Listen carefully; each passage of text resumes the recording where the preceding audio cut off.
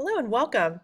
This is a presentation of Chapter 4, Visual Design Basics, from the text Essentials of Online Course Design, brought to you by Group 2, Nicole Brown, Erica Bustos, Katie Capps, Catherine Clark, and Tiffany Summers. In this chapter, we learn some practical techniques on how to present the visual part of the online course in order to enhance communication. Remember that even though most people are visual learners, it doesn't necessarily mean that they will easily process the visual information that we convey to them. This chapter deals with how not to create a visual design that is dense and confusing.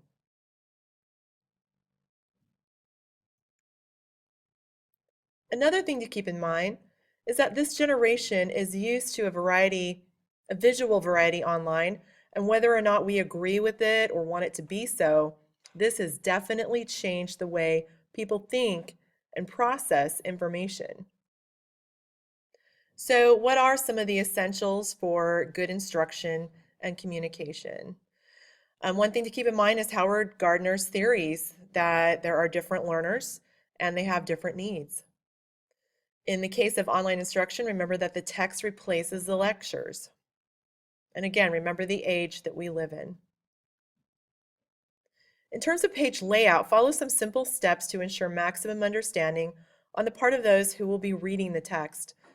For one thing, have an open layout. Think in terms of white space, which prevents the reader from feeling overwhelmed about the task in front of him or her. You want there to be a space on all sides of the text, especially the margins, and this is even true when using text boxes. Keep paragraphs short. This improves readability. Also keep the line length short.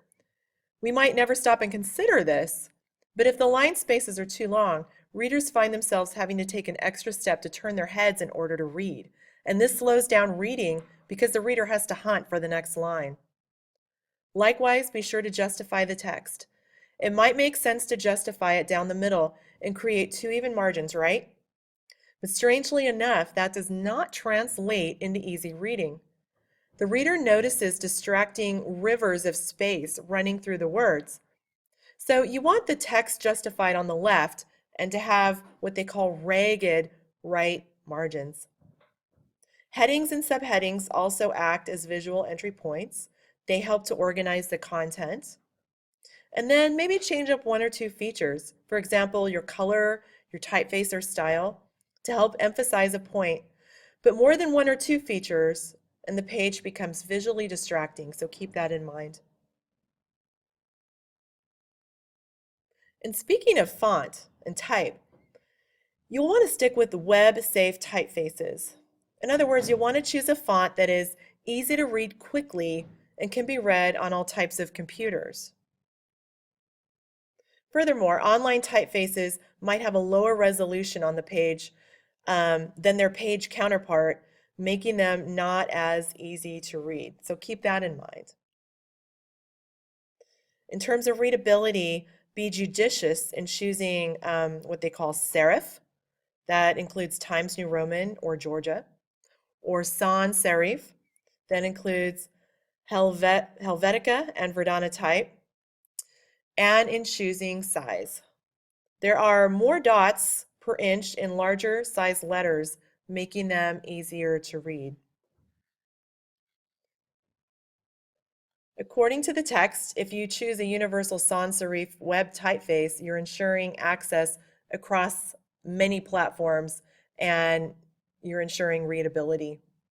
And when it comes to bold and italic, it's best to use sparingly for emphasis. But bear in mind that italic is difficult to read online. Only web links should be underlined. And finally, if you're a social media user, you know to avoid all caps. In terms of color, you'll want to use color with contrast in mind. Can you see why? You want to choose the color type based on how much it contrasts with the background color. Graphics are great to use to signal a repeating item, but again, less is more.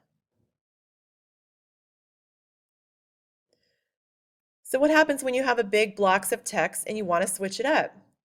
You might try increasing some of the text size, maybe check your typeface, adding space strategically or using bullets, boldface, maybe using a heading or two, but do this judiciously. Again, too much creates too much of a visual distraction.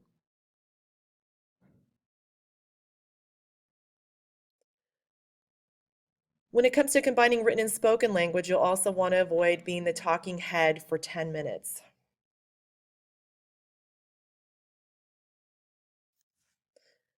And put yourself in the shoes of your students. Would you be engaged in the presentation? And give students a moment to read the text that you've put in front of them.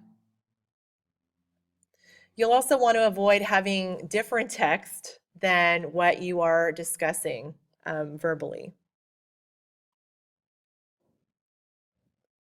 When it comes to visual content, again, be sure that you are not going to be the talking head video that goes beyond the 10-minute mark.